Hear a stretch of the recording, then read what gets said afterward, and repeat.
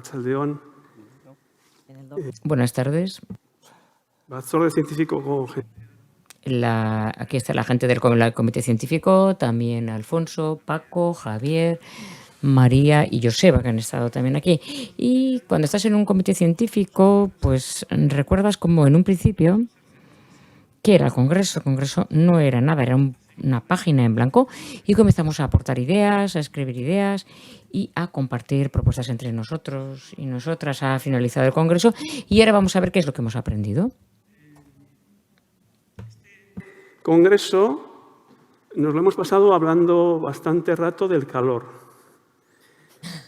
El calor ha sido protagonista, pero como lo ha podido ser estos últimos meses o años la inflación, o como ha podido ser la pandemia, o como nos decía antes Carlos Urriza, estamos en guerra.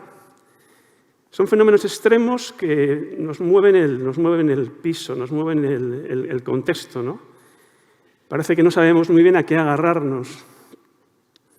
Es decir, en una época, diríamos, ordenada, en una época estable, en la vida personal o en la vida colectiva, tienes claros los elementos que te dan la posibilidad de satisfacer tus necesidades, pero en estas épocas, dijéramos, como digo, de fenómenos extremos, no sabemos en qué os agarráis. ¿Os agarráis a la participación política? ¿Os agarráis a los cuidados que podéis recibir o dar? ¿Os agarráis al amor que sentís? ¿Os agarráis a la educación que podéis dar o recibir? Bueno, aquí estamos hablando del empleo, de otro de esos bienes, de todos esos elementos fundamentales en la vida de la gente, ¿no?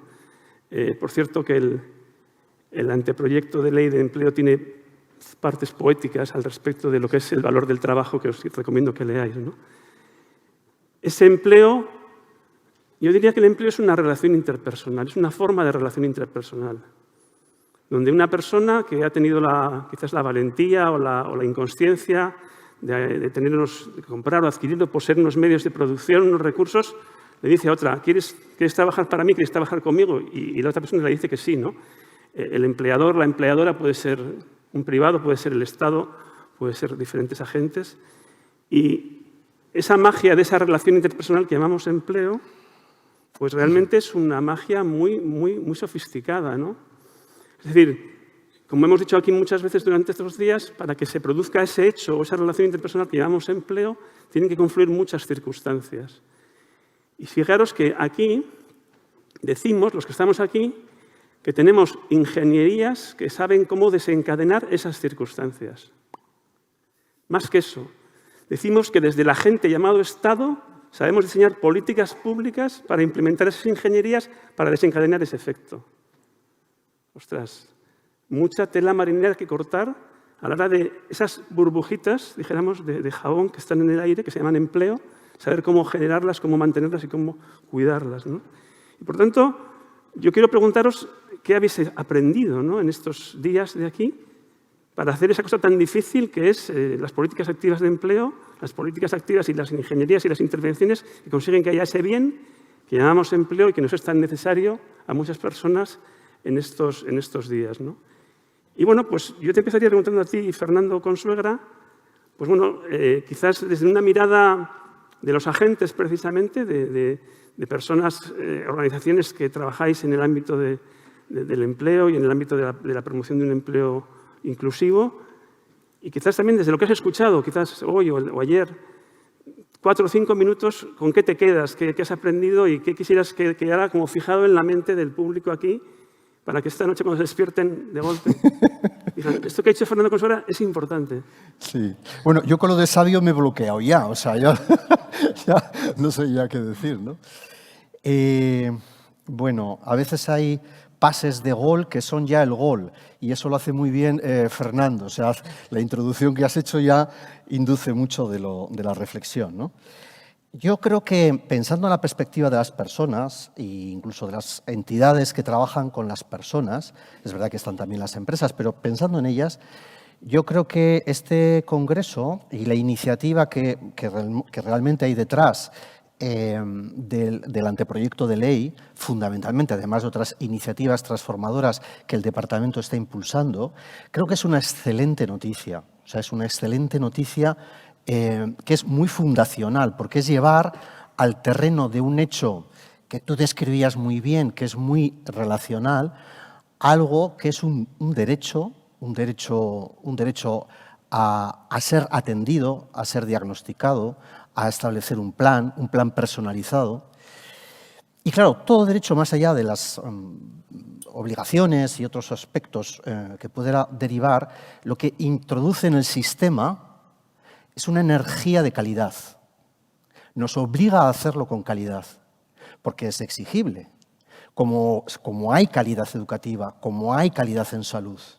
No vale que la orientación o la formación sea un commodity, que se hacen miles y miles y miles de horas y cubrimos expedientes con los palotes de que no, ni entidades, ni administración, no, es un hecho relevante en la vida de las personas. O sea, estoy en desempleo, quiero mejorar mi empleo, acudo a ti, servicio público de empleo o entidad concertada. Por lo tanto, el hecho en sí de que sea, además del elemento constitutivo de que sea exigible, le introduce un criterio de calidad, o sea, inevitablemente, que curiosamente es lo que nos queremos que haya finalmente, empleos de calidad, ¿no? Y que sean inclusivos. O sea, hay como un ciclo, ¿no?, que se cierra ahí, ¿no? Y yo esa primera. Otra es algo que se ha dicho en distintos momentos y que también está flotando, y desde la perspectiva de las personas, y ha salido mucho, y también Cristina, pero la mesa de Sara ha salido mucho, y también Susana, como directora de la Diputación, lo ha comentado, y me consta que el departamento le está preocupado, es esta bolsa de personas que está cronificada de un modo permanente, que está tasada, que la identificamos en edad, en tiempo de paro, etcétera, y que tenemos el riesgo de que se oxiden sus competencias, que pierdan sus competencias. Y es verdad que por la vía del derecho garantizar una experiencia laboral sea a día de hoy no haya condiciones quizás objetivas para poderlo llevar adelante, pero sí por la garantía de programas. Es decir, que exista el compromiso de que existan programas garantizados que brinden una experiencia de formación intensa y de trabajo en sectores, eso sí, que se macheen con la perspectiva de que hay sectores en donde van a encontrar trabajo. El ejemplo que ponía Susana con Gasteón del 70% de inclusión, cuando se hace bien y se hace una buena conexión de oferta y demanda y se diseña adecuadamente y se eligen bien las personas y el sector, es un buen camino. Entonces yo creo que de eso, además de que el itinerario esté garantizado por derecho, que haya programas que han determinado, el bisturí que decía Cristina, ¿no? Hay que ser quirúrgicos, ¿no? Y hay que delimitar, ¿no? Y luego otro elemento, y ya termino un poco en este aspecto, es la buena noticia de la dirección, de que lo decía Miquel, ¿no?, en la ponencia Marco. Le podemos meter dirección, le podemos meter política, podemos direccionar la tecnología, podemos tomar decisiones. Y eso es muy importante, podemos traccionar, ¿no? Y entonces, la pregunta es, y en ese contexto, ¿no?, que es muy macro, todo lo que ha hablado Cristina, todo lo que en la mesa de Sara se ha comentado, y en otras, ¿qué es exactamente? Hay parte de política de empleo activa, pero hay también política regulatoria, de agentes sociales, de marcos legales, hay políticas pasivas de empleo, pero seguramente, como viene diciendo la OIT, la OCDE, en diversos documentos, llevan años. Las políticas de empleo son un pool de políticas, un agregado de actuaciones integrado que si no se hacen de un modo compactado no conseguimos el efecto deseado, no reducimos la desigualdad. O sea, necesitamos más actuaciones que estrictamente está muy bien las políticas activas de empleo y este acto de generar el sistema con un derecho subjetivo. Pero no nos olvidemos que las políticas de empleo requieren de un pool que va mucho más allá. Y entonces, lo decía Miquel Andabaso cuando decía, tenemos que hacer política industrial, tenemos que hacer política de formación, tenemos que hacer políticas activas. Nos decía, pero habría que hacer políticas de inclusión, vivienda, salida, desigualdad. O sea, y eso es una tecnología holística que está por desarrollar. Y este es uno de los grandes retos que yo creo que aparecen, pero bueno, será para una futura ley 4.0 o 6.0 o tal, ¿no? Pero una ley a la francesa, que diría... A la francesa, como diría Jaime. Nuestro amigo Jaime, ¿no? Sí. María José, tú quizás tengas más la mirada de la competitividad, de la prospectiva, la mirada de orquestra. ¿Y con qué te quedas de este congreso, quinto congreso de empleo que hemos vivido estos 2 días? Bueno, yo por un lado me quedo con que hay muchas oportunidades, ¿no? Pero oportunidades que, como decía ayer Miquel, si queremos que realmente las aprovechemos bien, hay que actuar, ¿no? Y tenemos que actuar muchos a la vez, ¿no? Que está muy relacionado con lo que Fernando acaba de decir, ¿no? De que muchas políticas, para poder responder y aprovechar bien esas oportunidades, y ahora aterrizo, ¿no?, tienen que trabajar muy de la mano, ¿no? Yo creo que los pasos que se dan en la nueva ley de empleo, de haber habido ahí un diálogo importante entre diferentes departamentos, políticas, es fundamental, ¿no?, para eso. Es decir, toda la transición verde nos genera muchísimas oportunidades de generar nuevos empleos, ¿no? Se veía hacer ayer en la presentación de Miquel y hoy también en la de Cristina, etcétera, sobre la prospección a futuro. Hay que aterrizar qué tipo de empleos y qué tipo de tareas concretas y competencias hacen falta en esos empleos verdes, ¿no? Lo mismo en lo digital, ¿no? Toda la automatización, por un lado veíamos que va a destruir empleos, pero por otro lado va a generar nuevos empleos, ¿no? ¿Qué tipo de empleos son esos? ¿Qué tipo de competencias concretas hacen falta para ese tipo de empleos? ¿Y cómo los podemos desarrollar, ¿no? Lo mismo, igual Miquel no trató tanto, pero por ejemplo hoy en la presentación de Cristina se veía claramente todo el ámbito del reto demográfico y la transición y las oportunidades en el ámbito de los cuidados, ¿no? Ahí hay unas oportunidades de innovación enormes para mejorar, cualificar los empleos, profesiones que vamos a requerir ahí, ¿no? Combinando telemedicina con más el cuidado, cómo vamos a abordar todo el tema afectivo de las personas mayores, qué rol va a tener ahí la comunidad, la familia, lo público, lo privado, ¿no? Todo eso es innovación social donde hay mucho que reinventar, ¿no? Entonces, veo por un lado muchas oportunidades y por otro lado necesidades para cubrir, ¿no? Con pues todo se ha visto por el lado de los colectivos más de desempleados, más cronificados, etcétera, que necesitamos ir con bisturí a cada casi colectivo específico con cuál es su mochila, con qué características tienen y qué tipos de itinerarios posibles se pueden desarrollar para que puedan aprovechar esas oportunidades de empleo, ¿no? Lo mismo dentro de las empresas. Está cambiando muchísimo el tipo de trabajos. Ahora muchos de los trabajos van a ser sustituidos por máquinas, los más automatizables, estandarizables. Se ha visto en varias de las presentaciones, pero surgen nuevos trabajos, ¿no? Entonces, ¿cómo haces evolucionar las competencias de esas personas dentro de las empresas hacia esas nuevas capacidades, ¿no? Entonces, para resolver eso hacen falta, para mí, políticas de formación. Y ahí, en la universidad y en los centros de formación profesional y también en todos los procesos de acreditación, tenemos que ganar muchísimo en flexibilidad, hacer programas como de aprendizaje continuo mucho más adaptados, flexibles, rápidos, que puedan dar respuesta, ¿no?, a esas necesidades. Van a hacer falta políticas públicas, ¿no?, para dar respuesta a esos colectivos que no tienen acceso a esa formación, el tipo de ayudas que necesitan, etcétera.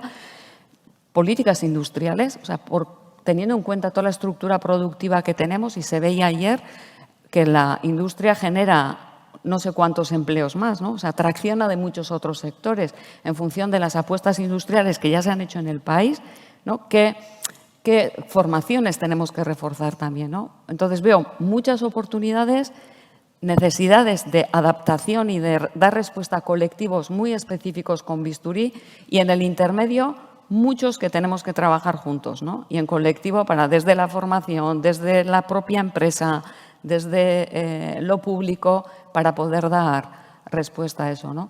Y luego una última reflexión es que yo creo que las personas también, en el tema del sentido del trabajo, esa magia, ¿no?, que decías antes, se están valorando y estamos viendo ahora en los colectivos jóvenes, en el tipo de proyectos que estamos haciendo, que valoran ahora muchas cosas en su trabajo que igual antes no tenían tanta relevancia, ¿no?, como la flexibilidad, las posibilidades de hacer teletrabajo, que tenga un propósito tu trabajo, el buen rollo, la inclusión de todo lo verde, etcétera. Entonces, tenemos que entender también cómo están cambiando los valores y lo que cada quien valora y le da sentido a su trabajo para que las políticas de recursos humanos desde la administración pública, de las empresas y también de las universidades tengamos en cuenta, ¿no? Porque si no, muchos se van. O sea, si no encuentran esa posibilidad aquí, ¿no? Pues se nos van también. Muchas gracias, María José. La siguiente ponente la voy a presentar de manera más formal porque es más desconocida para vosotras y vosotros. Sobre todo en este congreso. Sara de la Rica, aquí. No, Sara de la Rica nos ha hecho el favor de reemplazar a Luz y por eso ahora es la tercera vez que sale, pero no tiene nada que ver con nada malo, sino todo bueno, ¿no? Y Sara, ¿tú con qué te quedas? Porque tú has estado, lo que más reciente tengo de ti es ese deseo, esa preocupación desde la investigación por la desigualdad y por la relación de desigualdad y empleo. ¿Nos vas a hablar de eso o quizá de otra cosa que tengas tú en la cabeza en este momento que quieres que quede fijada en la mente del público? Sí, igual lo segundo mejor, pues lo otro lo acaba de... Estupendo. Pero sí que lo relacionaré, ¿no? Yo me quedo con dos mensajes. Uno, la complejidad. O sea, creo que todo lo que hemos visto estos días es la necesidad el diagnóstico está claro, lo vemos, los retos están ahí, pero no nos estamos moviendo con la suficiente diligencia. Y probablemente porque sabemos que son temas complejos. Y ante temas tan complejos, o mueves completamente todo o te quedas como estás. Entonces, para mí el primer mensaje es todavía estamos casi quedándonos como estamos. Ante el reto demográfico nos estamos moviendo poco y ante los cambios que nos vienen del futuro del empleo nos estamos moviendo poco. Por tanto, este es un primer mensaje. Es cierto que yo creo que están bien direccionadas realmente los movimientos que se están haciendo y en ese sentido yo creo que aquí hay en Euskadi dos ejes muy importantes para el empleo que se están digamos, disparando, ¿no? Uno es este anteproyecto de ley, que a mí me parece muy favorable el hecho de que entre el Servicio Público de Empleo y entre la persona que vaya a recibir unos servicios se cree un contrato, una especie de contrato implícito en el cual efectivamente se acuerda unos itinerarios. Es importantísimo eso para afrontar los retos que nos esperan. Y ello va de la mano de esa transformación de Lanbide como herramienta para ir dirigiendo toda esa maquinaria. Pero la maquinaria es compleja, ¿no? Y entonces, ¿qué vemos? Pues vemos que hay unas brechas de desigualdad que se están incrementando y vemos que hay unas necesidades de políticas públicas que tienen que avanzar. Desde luego, la mejora de las políticas activas es muy complejo porque hay que actuar con bisturí y actuar con bisturí es complejísimo porque además la incertidumbre es brutal y entonces lo que no podemos decir es, bueno, es que esto no funciona ya, es que no funciona porque de repente ha cambiado el panorama. Entonces tenemos como que cambiar un poco nuestra concepción porque tenemos que darnos cuenta de que estamos en esta situación de incertidumbre y que ante eso lo que hay que hacer es innovar. Y cuando se innova habrá que fallar. No fallar porque lo has hecho mal, simplemente pues porque por ciertas circunstancias que no se vieron en su momento, pues ciertas cosas no han tenido... Entonces, o cambiamos este chip de que innovar puede significar que a corto plazo no vayan bien las cosas y que sirva para modificar, o realmente seguiremos un poco en el status quo. Hay demasiada sable político en toda la actuación pública en el empleo, demasiado sable político. Y por eso al final también es difícil actuar, porque sabes a lo que te enfrentas si de repente hay algo que es un fallo, porque al final es una herramienta contra el otro, ¿no? Entonces, yo entiendo, por tanto, de la complejidad. Y luego, de lo que me quedo es, esta complejidad, además, tiene mucho que ver con la necesidad de la colaboración. O entendemos que tenemos que colaborar o no vamos a ir a buenas. Y no estamos en esta. Estamos, otra vez, en el hacha. Y esta es otra cosa que no nos debemos de dar cuenta. Estamos en una situación de necesitar pactos de Estado. Pactos de Estado por la educación, por la formación, por el empleo, por qué innovar, por cómo innovar, por qué impulsar. Y en vez de eso, estamos también un poco en la refriega, ¿no? Por eso, complejidad ante lo nuevo que realmente se necesita, mucha colaboración, mucho trabajo quirúrgico y mucha concepción de que el tema es complejo. Muchas gracias, Sara. Te estaba mirando y estaba fijándome también en algo que te quería reconocer, que es precisamente que tú estás haciendo una labor de entregar un legado que decíamos antes, ¿no? Es decir, de formar gente joven en investigación y en los temas. Y, por ejemplo, pues tenés al lado a Benjamín del grupo, ¿no? Que es Íñigo, que también es el que trata el tema intergeneracional, ¿no? A mí me parece fascinante ese tema porque realmente, es decir, lo ha dicho Ruth esta mañana, ¿no? Realmente el paso de las generaciones, ¿qué es envejecer? Envejecer es generar más sabiduría, más recursos y poder entregar en un tiempo más largo a la siguiente generación un legado de lo que es un poco la vida de la sociedad, ¿no? Y bueno, pues Íñigo es un estudioso de esa materia en la Universidad de Deusto y quizás nos vayas a hablar de eso o de otra cosa cualquiera. Bueno, pues voy a hablar de eso, ¿no? Y además estoy contento porque me ha tocado sofá. Sí, con sí, Sara. estamos fenomenal, ¿verdad? Y es la segunda vez que subo, no la tercera, con lo cual voy avanzando, ¿no? Pero sí, me gustaría hablar de eso, porque además va un poco en línea lo que acaba de decir Sara, ¿no? ¿Con qué me quedo? Con una pregunta, ¿no? Como buena científica, bueno, todos los que estamos aquí, y más gente del público lo somos, ha lanzado una muy buena pregunta, ¿no? Se lo ha dicho a Gocho, le dice, si desde 2013, desde hace una década, sabemos que viene un cambio generacional, un legado generacional, un reemplazo, ¿no? Aunque no te guste la palabra, Fernando, ¿por qué no nos movemos? Bueno, yo le he estado dando vueltas, ¿no? Porque lo has hecho y no empiezas a pensar. Yo creo que hay dos cosas importantes. Una es la narrativa, y además me habéis oído, pero la vuelvo a repetir, pero es la narrativa que hay sobre el cambio demográfico es muy alarmista, muy alarmista. Lo hemos comentado en la mesa. Hay mucho estereotipo, hay mucho mito, no hay mucho prejuicio, ¿no? Y el miedo paraliza, el miedo no moviliza. Entonces, no hay que asustar a la gente. Lo primero es la narrativa, que es casi de parálisis. Tsunami demográfico, invierno demográfico, apocalipsis demográfico. Bueno, vamos a bajar el tono, ¿no? Y en el momento que bajamos el tono, pensamos mejor, ¿no? Y además, pensamos mejor ante un reto muy importante, un reto de pantalón largo, ¿no? Decías que los temas del empleo son complejos, ¿no? Los temas demográficos también. Yo creo que a todos nos ha llamado la atención los gráficos que ha puesto Ruth sobre el modelo de Bismarck, ¿no? De educación, trabajo, retiro, jubilación, y el modelo hacia el que vamos, ¿no? Lleno de colorines, ¿no? Y a todos nos ha parecido imposible, pero bueno, ya estamos allí. Ya estamos ahí, la gente se toma años sabáticos, la gente intenta, pero lo hace oficiosamente, no lo hace oficialmente, intenta ir hacia allí. Estamos cómodos en Bismarck, que es de 1880, porque hay una nostalgia de la pirámide. Entonces, mirando un poco al pasado, ¿por qué no hemos avanzado más? Uno, porque yo creo que nos da miedo por la narrativa que hay, y porque es muy complejo, Eso no es imposible, ha habido cosas complejas, ¿no? Lo primero es quitarnos esa nostalgia de la pirámide. Vamos hacia otra cosa distinta. Vamos a ver esa esperanza de vida, ¿no? Esa longevidad. Vamos a ver cómo lo hacemos. Y ahí sí que se abren cosas nuevas, ¿no? Porque si abordamos el reto por partes, si lo vamos cortando, ¿no? Como el buen jamón, loncha, lo podemos comer, ¿no? Y si no lo hacemos de forma alarmista, queremos comerlo.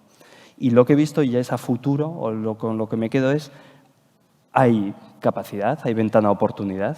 El baby boom, la generación del baby boom ya se ha jubilado en el resto de Europa y en Estados Unidos.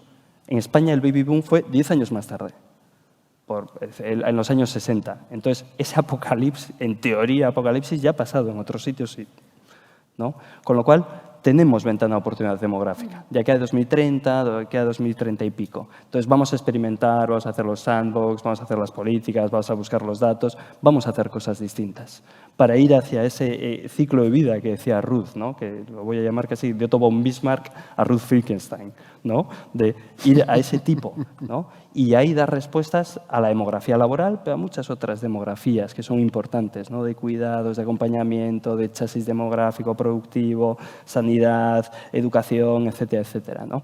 Y lo que he visto en la mesa es que se están haciendo cosas. Y además son cosas chulas, son cosas importantes. Está Innovask, está Orquestra, está el Gobierno vasco, está la Diputación Foral de Vizcaya, y hay muchísimas personas que están haciendo cosas. Lo que nos falta es unir los puntos. Entonces, si vamos uniendo los puntos... Colaboración. Con la colaboración, que va en línea con lo que comentaba Marijo, ¿no? Si vas uniendo esos puntos, igual no sale un dibujo chulo, no sale un buen dibujo, ¿no? Entonces, eso, ¿no? La mirada hacia atrás, ¿por qué no nos hemos movido? Bueno, yo creo que hay una narrativa que no ha sido la óptima y porque el reto nos parece demasiado grande. Y mirando a futuro, quitémonos, sacudámonos la nostalgia de la pirámide, pensemos en legado, en lo siguiente, en lo que viene y vayamos poco a poco uniendo los puntos, ¿no? Eso es lo que me quedaría. Sigo pensando en la pregunta, ¿no? Porque esto es así, pero en los temas de demografía laboral me apunto lo del legado, Fernando. Si sigues pensando en la pregunta, igual esta noche le llamas a Sara y le dices tu nombre envenena mis sueños. Bueno, pues Íñigo... Espero que no. Claro, a Íñigo Arteche. Íñigo Arteche es un fichaje de este año del comité ¿Y Marijose? científico. Marijose. También. Y Marijose, fíjate, ya me había acostumbrado más a ti. Pensaba que tú ya eras veterana. Y por cierto, el año que viene tendrá que haber alguna otra mujer, que estamos en clara minoría. Hacer la lista. A ver si vamos a hacer hacia la paridad. ¿Vale? Bueno, muy bien. ¿Yo Pues, puedo decir sí, claro, Marijose. una reacción a esto? Yo creo que estoy de acuerdo, como el tema es muy complejo, yo creo que es como un elefante muy grande, ¿no? Entonces, nos da la sensación de que no estamos haciendo nada, ¿no? Yo creo que sí estamos haciendo cosas, pero son experimentales, ¿no? Son de prueba, error, de qué funciona, ¿no? Hay diferentes programas que se han presentado ayer, hoy, ¿no? De la Diputación Foral de Vizcaya, el Elkarrekin Lanean de Guipúzcoa, cosas que se están haciendo en mentoring desde el departamento, temas de aprendizaje continuo también, ¿no? De formaciones duales en la FP, o sea, sí hay mucho proyecto experimental. Lo que pasa es que como el tema es tan complejo, todo a la vez y todo coordinado no es. Entonces, tenemos mucho de tener que juntar, colaborar mejor, darle más visión sistémica, pero yo sí que creo que estamos dando pasos, ¿no? O sea, Sí, yo también lo creo. Como dijo ya que el Destripador, vayamos por partes, ¿no? ya, eso es. El alarmismo no ayuda al alarmismo. Eso, Fernando. Íñigo Arteche, tu turno. El estrado. Muy bien. Bueno, yo me apunto desde luego a la tesis de que hay mucho alarmismo y en ese sentido yo me quedo con una imagen optimista. Desde el punto de vista más de las políticas públicas, yo diría que me quedo con una imagen optimista. Primero, porque creo que el movimiento que se produce en torno a incorporar el derecho subjetivo en las políticas activas de empleo es un movimiento muy inteligente. Teníamos un derecho al empleo que era una mera proclama, pero desde las políticas de empleo conscientes, como decíamos ayer, de que son políticas humildes, que dependen de alguna manera del resto de políticas sectoriales, de la innovación, de la inversión y de otras políticas económicas para la generación de desempleo, se han concentrado en lo que ellas realmente pueden hacer, que es trabajar la empleabilidad de las personas, ofrecer servicios para mejorar esa empleabilidad, ¿no? Luego, por otra parte, me da, digamos, también un punto de optimismo que al final las cosas, es oportuno esto, ¿no? Es decir, que a veces uno piensa, ¿por qué suceden las cosas cuando suceden, ¿no? Entonces, en este momento eso ha sucedido en un momento en el que efectivamente todo es fluido, decíamos esto también, la empleabilidad es fluida y hoy más que nunca necesitamos de ese apoyo porque lo que sabemos hacer hoy no va a ser útil mañana, porque necesitamos reorientarnos y porque efectivamente de la actividad laboral, las propias jubilaciones, toda la sociedad, desde nuestro estado civil, que es fluido, hasta nuestro empleo y situación en relación con la actividad es fluida, todo es fluido. En ese sentido, ocurre en un momento particularmente apropiado la concentración de ese derecho y de ese derecho además particularizado, atención personal, diagnóstico, plan, etcétera, en un momento en que realmente es imprescindible, ¿no? Luego, por otra parte, también diría que soy optimista porque me parece que de ahí hay un punto práctico, porque de algún modo todo esto va a detonar un proceso de cambio importante. Es decir, no solamente es una proclama, sino que para hacerla realidad vamos a tener que introducir mucha innovación en las políticas activas, conscientes de que se ha probado muchas cosas, pero somos conscientes de dónde tenemos los focos y los deberes a hacer, que necesitamos más cercanía a la empresa, que necesitamos el foco en la persona y en su orientación, y que necesitamos optimizar toda la potencia tecnológica al servicio de esas políticas, ¿no? Y entonces me parece además que toda esta idea de comer ese jamón rodaja a rodaja, comer la tarta trozo a trozo, me quedo con lo del jamón que además se disfruta, ¿no? Rodaja a rodaja. Quiero decir, ha habido también un punto de proceso, pero de proceso, o sea, es decir, se ha puesto el foco en que todo esto es un proceso, una transformación, digamos, que requiere un tiempo, que requiere cierto temple y gestión, ¿no? Entonces, en ese sentido, yo creo que se abren retos importantes, retos que sobre todo van a afectar no solo a las políticas activas sino de empleo, sino a su ejecución, a los servicios públicos. Y ayer veíamos, claro, que sus retos no son distintos de los de las empresas. El director del SEPE hablaba, es que se nos van los orientadores, necesitamos capital humano, pues claro, como el resto de organizaciones. Es decir, pero claro, esto va a suponer un cambio cultural en los servicios públicos de empleo importante, va a suponer tener que gestionar también las contradicciones entre precio y valor y ser capaces de vender ese valor y sobre todo va a ser necesario pues que vendamos ante la sociedad la utilidad de todo esto y que sean demandados estos servicios por las personas y por las empresas, ¿no? Entonces, yo creo que y por cerrar con el optimismo, creo que todo esto es síntoma de cambio, no solo de cambio en políticas activas, yo quiero decir que es síntoma de cambio en políticas públicas. Y en ese sentido, quiero decir, pues yo creo que Heráclito está más actual que nunca. Todo fluye, todo cambia y lo único que realmente permanece es el cambio. Y hoy nos toca, de alguna manera, gestionarlo, ¿no? Y entonces, en términos de políticas públicas, yo creo que efectivamente esto es muy complejo, pero se impone la integralidad, y la integralidad significa, como decía Sara, significa pacto, significa visión, digamos, poliédrica. Creo que esto, por ejemplo, en el anteproyecto de ley de empleo, está muy presente y yo creo que requiere pacto, requiere comprensión, requiere todos a una porque es interinstitucional, es sectorialmente transversal y luego requiere personalización, particularidad, le hemos llamado intervenciones quirúrgicas, no sé, yo me quedo con la idea de políticas también fluidas, igual que el resto de la sociedad, en el sentido, no sé si estamos ante el nacimiento de una nueva, digamos, políticas pues 5.0 que decías tú, de ley 5.0, ¿no? O sea, que yo me quedo con un punto de optimismo, de cambio, como digo, que entiendo que afecta al conjunto de las políticas. Probablemente estamos en un tiempo, digamos, en el albor de algo, creo. Muchas gracias. Yo tengo un regalo para vosotras y para vosotros. Es un regalo sorpresa, que hay una intervención desde la fila 0, que es un capricho mío, o sea, que no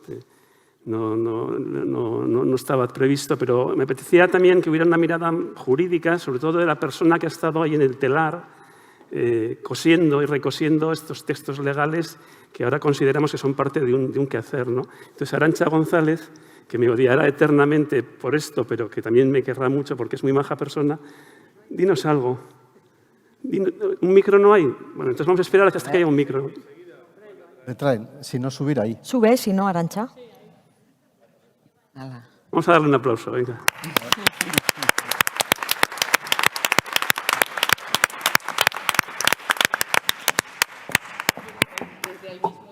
Aquí mejor, que estoy tapada y siempre es más agradable.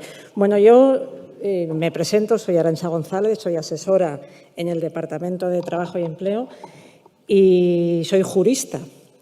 Una rara avis, bueno, sin perjuicio de los dos profesores. Soy jurista, pero soy admiradora vuestra porque creo que poca gente puede explicar mejor lo que es un derecho subjetivo que lo que ha hecho en este momento Fernando o también Íñigo. Bueno, yo sí quería decir una cosa. Habéis hablado de políticas activas, habéis hablado de empleo y habéis hablado poco de norma. Habéis hablado mucho de proceso y creo que la norma se integra en un engranaje. Y la norma tiene una misión, como su propio nombre indica, que es ordenar. Nosotros con el anteproyecto de ley, desde luego con una finalidad humilde, porque somos muy conscientes de la limitación competencial que tenemos, pero hemos tratado de ordenar. Eso como primer objetivo. Y como segundo objetivo, hemos intentado transformar, porque la norma también puede transformar. ¿Y cómo lo puede hacer? Pues lo puede hacer que allí donde en una mesa se ha dicho que el 50% de los demandantes de servicios de empleo no han recibido nunca un servicio de empleo, la ley reconoce un derecho subjetivo. ¿Qué significa el reconocimiento de un derecho subjetivo? Significa empoderar, significa reconocer un espacio de poder a la persona, al ciudadano, a la ciudadana. ¿Y eso qué permite? Permite exigir. ¿Y eso qué consecuencia tiene? Que la Administración tiene que dar, y tiene que dar de una determinada manera. Luego, eso, la norma, tiene esa capacidad transformadora. Y luego se han dicho otras cosas, lo has dicho tú, Sara. Has dicho, estamos ante un reto complejo y necesitamos colaboración. ¿Qué hemos hecho nosotros? Y tiene que ver con una cosa que también ha dicho Cristina. Cuando se han llevado miles de firmas al Congreso, nosotros obviamente no somos Congreso, pero ¿qué hemos intentado hacer? Pues hemos intentado repensar la política de empleo, porque lo dijo ayer Alfonso, el empleo es todo y no es nada. Sin Hacienda, sin economía, sin educación, sin formación profesional, sin política de inclusión, el empleo no es nada. ¿Y cómo tratamos de hacerlo? Obviamente no tenemos la varita del éxito. Pues hemos intentado dar un paso al frente transformador en la elaboración de políticas públicas, que es que cuando hagamos una estrategia, cuando diseñemos estratégicamente la política de empleo, no lo va a hacer solo empleo. Lo va a hacer empleo, educación, política social, y lo tiene que hacer de manera coordinada. Y antes de todo eso, tiene que dar participación a dos agentes que están enfrentados desde un punto de vista teórico, que son los agentes sociales, que son dos fuerzas que marchan en direcciones contrapuestas, de las que la Administración tiene que beber. Y de ahí que nosotros hayamos apostado por la concertación. La concertación es un proceso muy complejo que puede culminar con éxito o con un tremendo fracaso. Pero el proceso en sí mismo es transformador. Y eso hemos intentado desde la ley. Y poco más puedo deciros.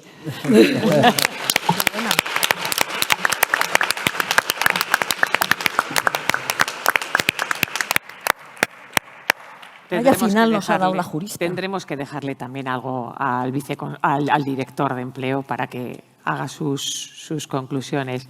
Muchísimas gracias a los 6 por vuestro resumen. Fernando Fantova, Fernando Consuegreño Garteche, Íñigo Calvo, Sara de la Rica. ¿Y me he dejado a alguien? Bueno, gracias a todos.